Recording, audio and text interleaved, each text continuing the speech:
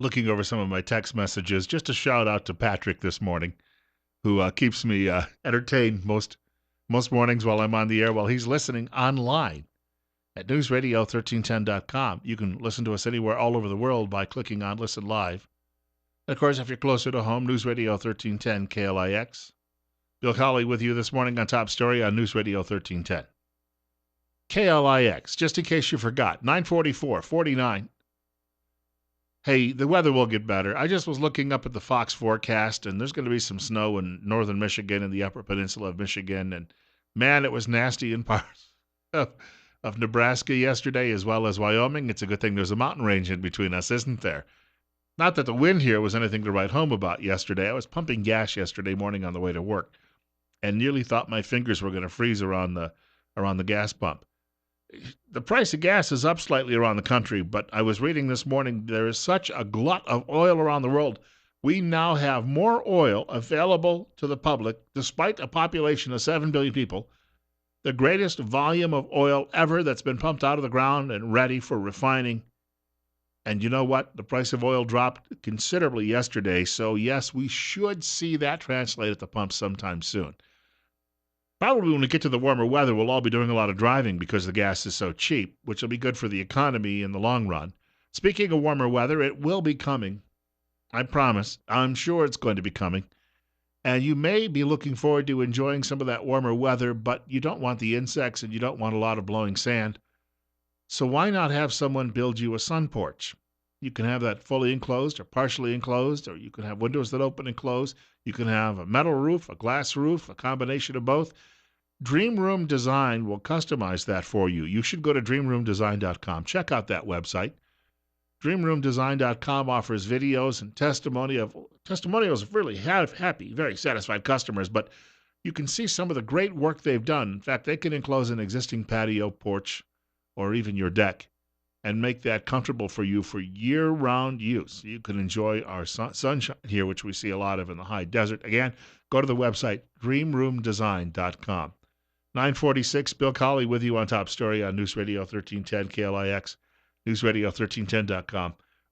Are Republicans headed for a brokered convention? That question keeps coming up. I think it's still unlikely. I think that what we're going to see is Donald Trump may well, if he can pick up a couple of the few big remaining states where they have winner-take-all delegates. Donald Trump is likely to top his 1,237, but some recent polls show Ted Cruz catching up to him nationwide and in some of those critical states, which means Cruz will still finish second, but he could put a monkey wrench in all of that. And now leading Republicans are trying to explain, look, if he doesn't get the required delegates, he does not get the nomination, even if he is greatly in the lead. Last night, National Chairman Reince Priebus appeared on Sean Hannity's program on Fox News Channel, we should point out. Listen to this exchange. It's starting to sound as if some of the leadership of the Republican Party is trying to dodge a few questions on all of this. The truth is the nominee is likely to be, and by a long shot, a person who's actually running for president. So that's number one. Paul Ryan's not interested. That's number two. But that's not the point. But you can't take away. But you got to understand, there is Mitt Romney supports Kasich in Ohio, Rubio in Florida, and now he's endorsed Ted Cruz. And a lot of people think that the reason Kasich is staying in, and I believe this is partly true, is there is a hope to have a contested convention for the very purpose, you keep reading about it, to stop Donald Trump. This is nothing but a prescription for electing Hillary. But, Sean, you're describing a hypothetical that hasn't come true. But number they're two, trying to do this. I can't help it.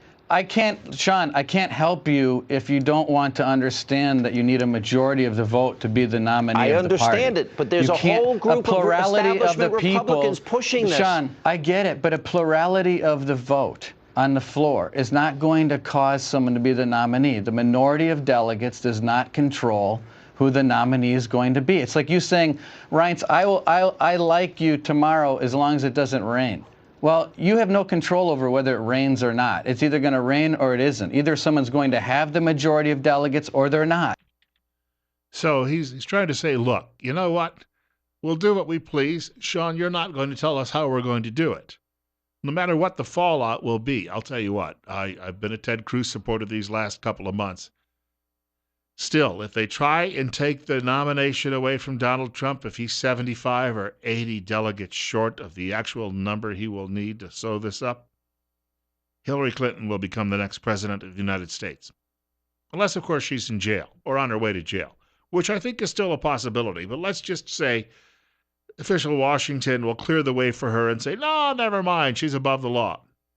And Democrats won't care because, they'll vote for her no matter what. When you don't have a set of morals in the first place, you don't care if your candidate is a crook or not. But I'm telling you right now, anybody but Clinton, ABC, anybody but Clinton. And if you annoy all of those people Donald Trump has brought into the process, and I do not buy these arguments, I think they're a little stale. These arguments we keep hearing that, yeah, but Donald Trump, he can't win this nomination, I mean, he's already far behind her in the polling data. And I keep going back to what happened in 1980. Ronald Reagan was woefully behind Jimmy Carter through the spring and summer and going into the fall when it came to the polls. But on election day, Ronald Reagan carried the day as we got closer and closer and closer, and people realized Jimmy Carter was an incompetent, couldn't get the job done. They started listening to Ronald Reagan. And what happened this week in Belgium plays right into the hands of Donald Trump. Hillary Clinton running around saying, well, we need to just have a dialogue with these bad guys and everything will be okay. A jobs program, and then they'll go home and they won't play with the bombs anymore. Remember the one Mad Max movie, was it Beyond Thunderdome, where Mad Max is hanging out with these people who have gasoline and they're living in this constructed structure behind tires piled up and whatever other flimsy things they could find to protect their gasoline, and yet there's a group of bad guys out there wearing goalie masks who are trying to steal it from them. And there's this old retired military officer who's apparently well into the throes of dementia, and he's walking around saying, I'll talk to this humongous. He's a reasonable man.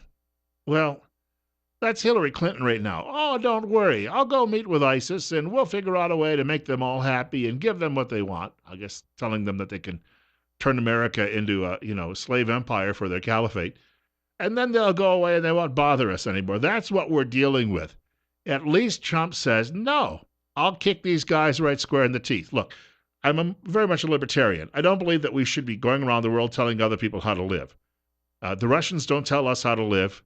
The Cubans don't tell us how to live. The Argentinians don't tell us how to live. And yet we have a really good habit of going around the world and trying to do that. Look, concentrate on our own problems.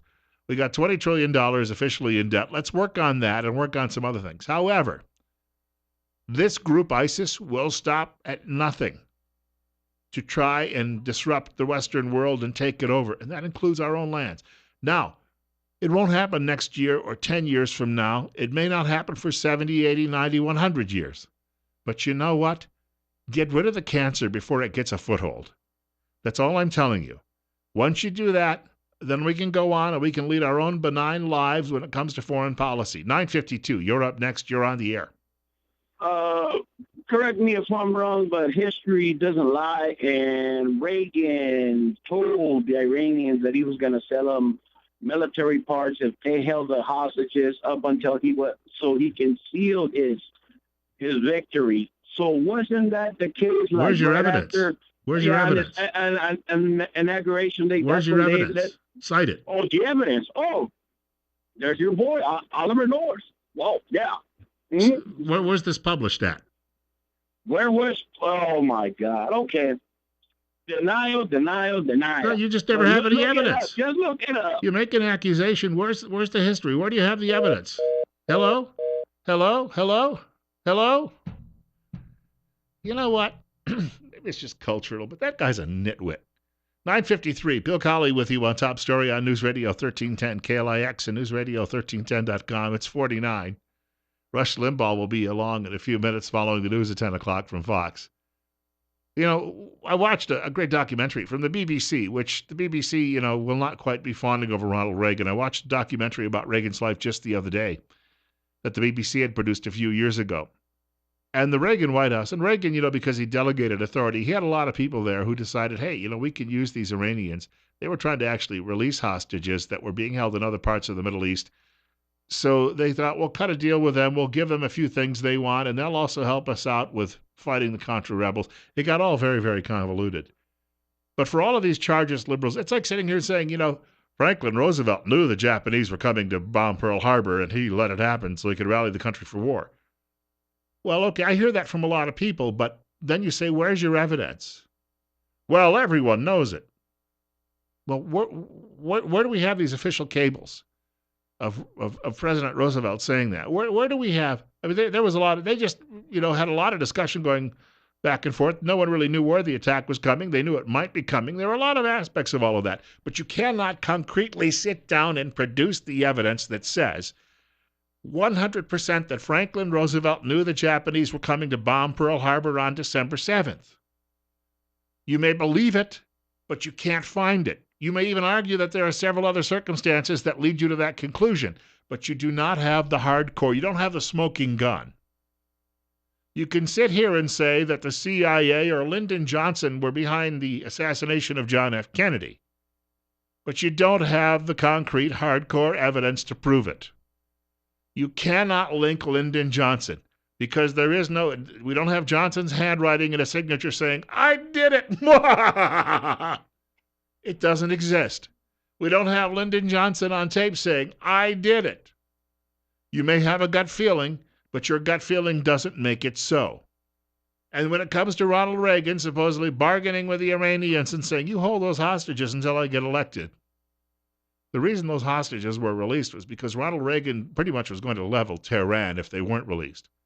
So at the last minute, the Iranian mullahs, realizing that there was somebody in America with a spine, which we don't have right now, look at the way they take advantage of our current feckless leadership, they released those hostages. But to sit here and say, well, everybody knows it, and where's your evidence? Well, Oliver North.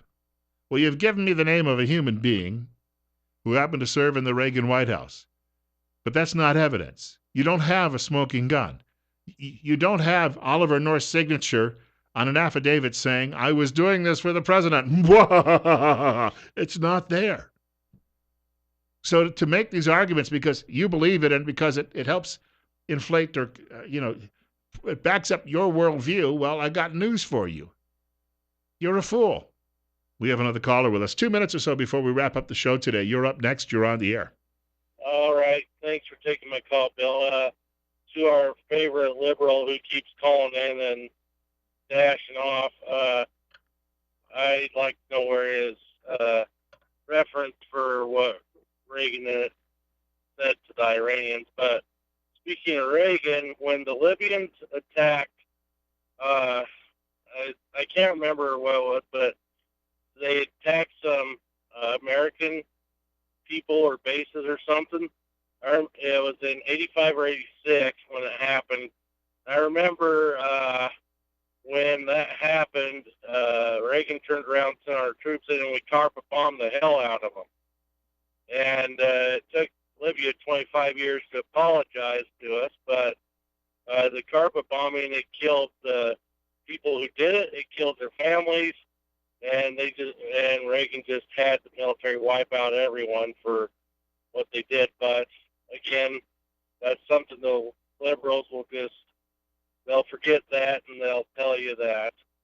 Well, and I think it was after the Achille Lauro hijacking, thank you for the call, that Reagan responded by bombing Libya, and the stepdaughter of Muammar Gaddafi was among those killed because the palace was bombed. I mean, it wasn't just, well, we'll hit a strategic target here and a military base here. They bombed his dang palace.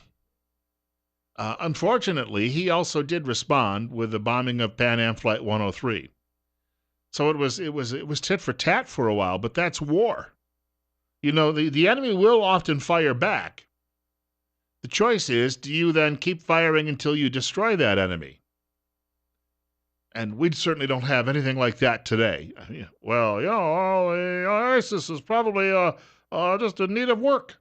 So therefore, my administration will send tourists over there, and if you can keep your head, we'll have a wonderful relationship. Michelle and I have been thinking about vacationing there as well. As a co-religionist, I'll be fine. God willing, and the creek don't rise, I'm back here on Monday morning between 8 and 10 o'clock. Tomorrow, we're away. It's a company holiday here at Town Square Media. I've got to compliment them for respecting that on Good Friday. In the meantime, Rush Limbaugh following the news. coming up next at 10 o'clock from Fox. Glenn Beck this afternoon. Glenn Beck at 4 o'clock and sandwiched in between Sean Hannity from 1 until 4. Have a great holiday weekend. Easter weekend, we should say.